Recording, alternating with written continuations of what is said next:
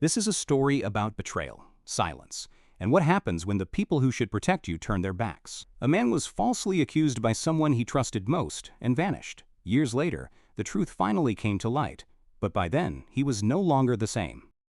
She showed up at my door, said I assaulted her, no questions were asked, my family turned, my wife left, my name was erased. 3 years later, the truth surfaced, and I had a choice to make.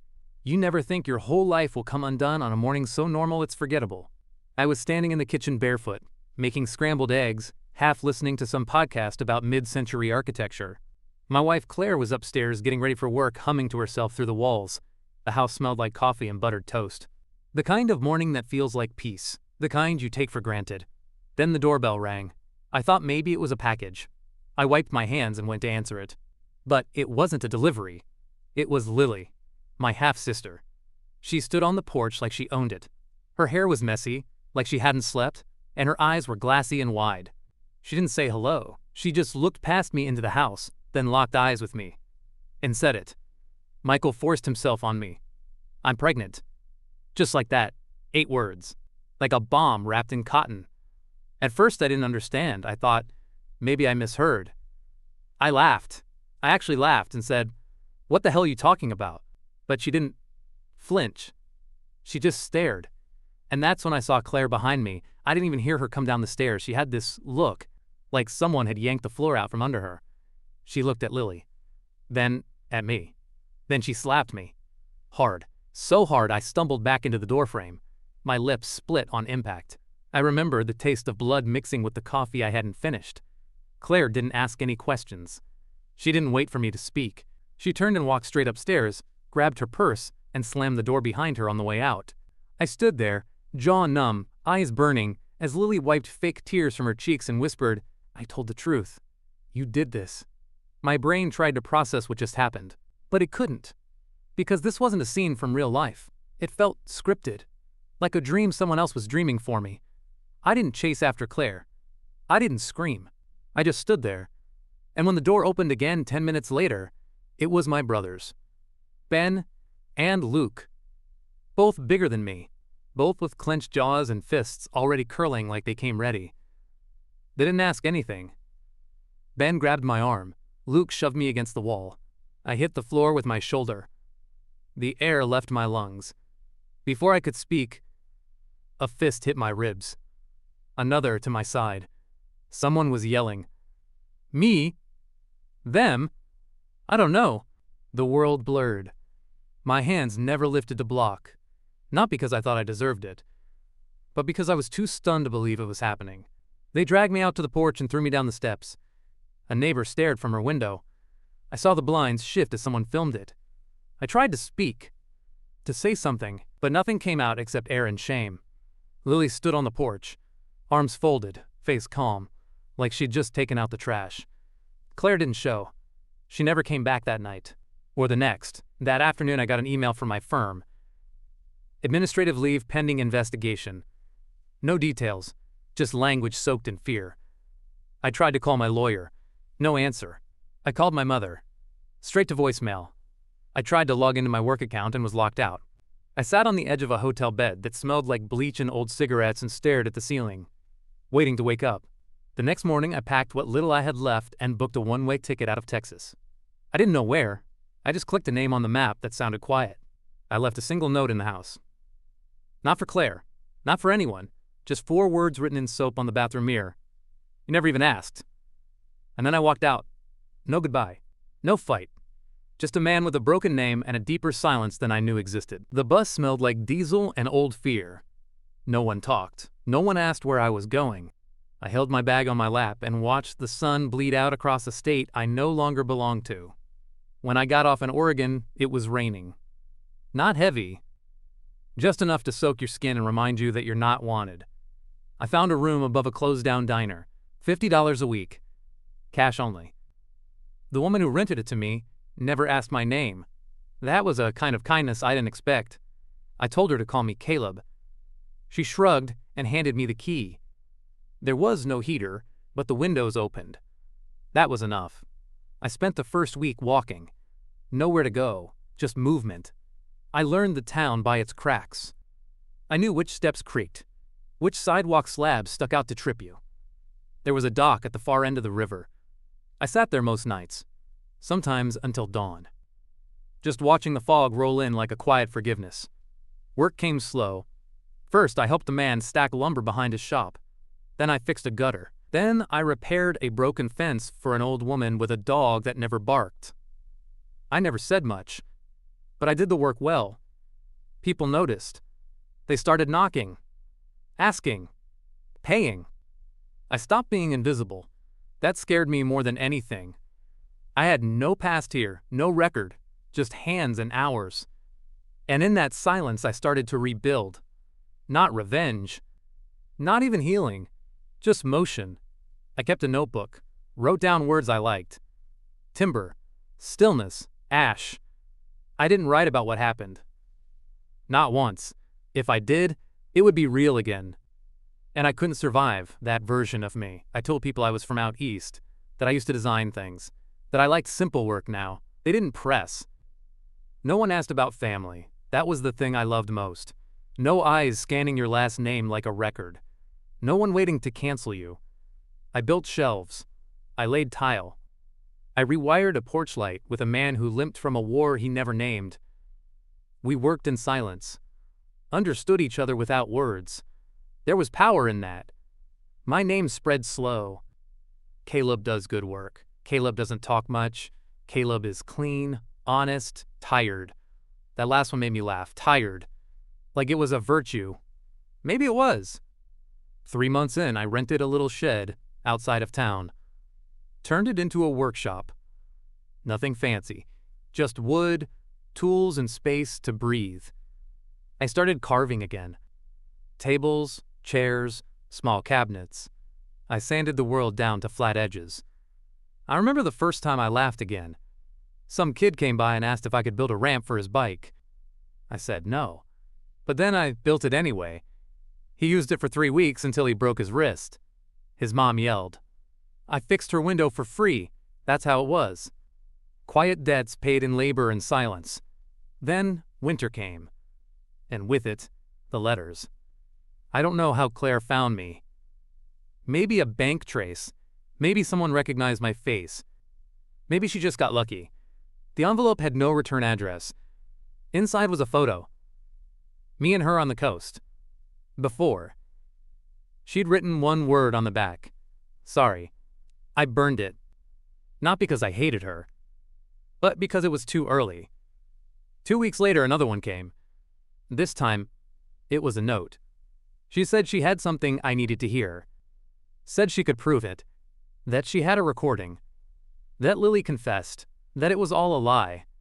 That she believed me now. I sat with that letter for a full day before I moved. Just sat with it, holding it like it might vanish if I let go. Then I folded it twice and slid it into the wall behind the shelf I'd built. I didn't want proof. Not yet. I wanted silence to last just a little longer. The fire I'd smothered inside me began to flicker. Not rage, something deeper. Not hope either. Just the echo of being seen. She showed up on a Thursday, late afternoon, rain in her hair, suitcase by her side, breath catching like she had run the last block. I was in the workshop sanding a corner cabinet. I saw her through the window. For a second I thought it was memory. But memory doesn't knock. I opened the door and she looked up at me like she wasn't sure I was real. Caleb, she said, testing the name like it didn't fit in her mouth. I didn't answer. I stepped aside. She came in. We stood there with the smell of sawdust between us. She didn't sit, just pulled something from her bag, a phone. No words. Just a tap and a voice I hadn't heard in 3 years. Lily. Laughing. Saying I made it all up. I needed him out of the way. He was too perfect. He made everyone forget I was there. It was a recording. Grainy but clear. She was drunk. Bragging to someone. Claire paused it. Her hands were shaking. She said she'd tried to find me for over a year. That she didn't believe it at first. That it broke her. That when Lily finally cracked and told the truth, it was like waking up after a 3-year nightmare. I didn't say anything. I walked over to the shelf, pulled out the folded letter she sent months ago, and handed it back. She looked at it like it might explode. You read it, she asked. I nodded. Then I said, You're 3 years late. Her face crumpled, not all at once, like fabric folding in the rain. I'm sorry, she said. I know that's not enough. I don't expect anything. I just needed you to know the truth. I leaned against the wall. The quiet between us wasn't hostile. It was exhausted. Like two people dragging the same ghost through different rooms. I asked her why she stayed. With them. With the lie. She said I thought if I left, it would make it real. And by the time I knew the truth, I thought I didn't deserve to tell you. I wanted you to heal, even if it meant without me. She looked at me. Really looked. You were never angry, she said. Not even when they destroyed you. That's what haunted me. I wanted you to scream. To fight. But you just disappeared. I told her I didn't scream because it wouldn't have mattered. The truth is quiet. It doesn't beg, it just waits. She asked if I hated her. I said I tried. But hate is heavy, and I was too tired to carry it. She asked what I wanted now. I said nothing. Not from you. Not from anyone. I built something here.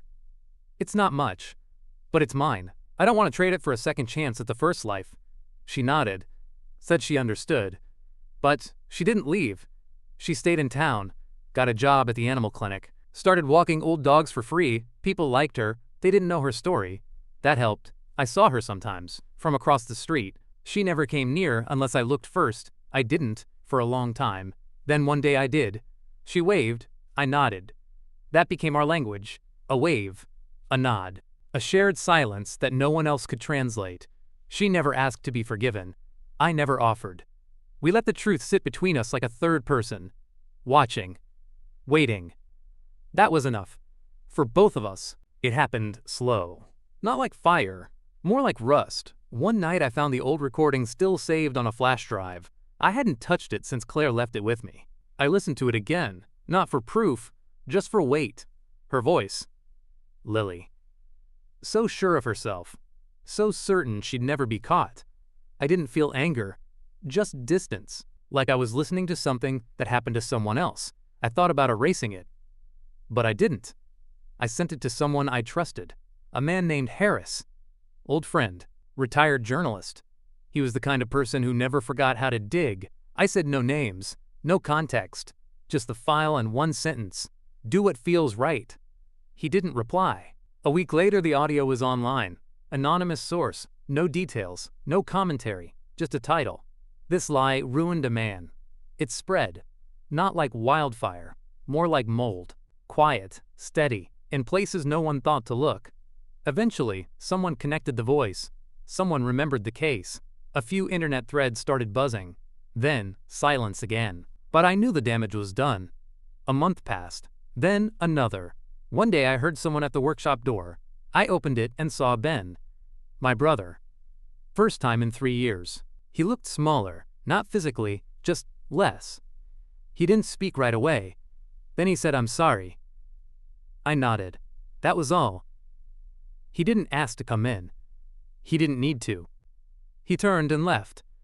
That night I got a message from my mother. Just 3 words. I was wrong. I didn't answer. I didn't need to. Claire kept her distance. But she stayed in town. Sometimes we sat on opposite sides of the coffee shop. She would smile. I would nod. That was the shape of forgiveness now. Not warm, not loud, just present. Lily disappeared. I don't know where she went. Last I heard she lost her job. Moved somewhere up north. I didn't follow. Didn't care. Her name was just sound now. No weight, no sting. My name stayed Caleb. I never changed it back. Michael was a life I outgrew. A skin I shed in blood and silence. I kept building. Not for money. Not for legacy. Just for the rhythm. Wood and nails and time. Sometimes people came to the shop not for furniture, but for quiet. I let them stay. One old man brought his grandson just to watch me work. Said the boy needed to see what patience looked like. I didn't speak. Just kept sanding. That was enough. One morning Claire left a note under the door. No envelope. Just folded paper. It said, "I never asked for you back. I just wanted you whole. Thank you for surviving." I didn't write back. But I hung the paper in the back room. Not to remember her. To remember me. What I endured. What I rebuilt. What I became. Not out of vengeance. Out of choice. People think justice is noise, a courtroom, a confession, a headline. But real justice is smaller, quieter. It's a man with a name no one can take again, a home no one can drag him from, a silence he built with his own hands, and a mirror that finally shows a face he can trust. Sometimes justice doesn't come in courtrooms or headlines. Sometimes it comes in the quiet strength of those who survive. If this story resonated with you, let us know in the comments. And remember, truth doesn't always speak loud, but it always waits.